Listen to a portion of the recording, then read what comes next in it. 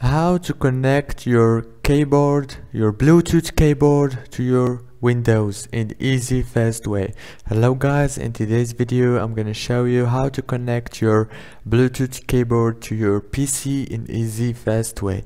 So first thing we do is we go to the start icon right here, click on it, and then choose the settings option here.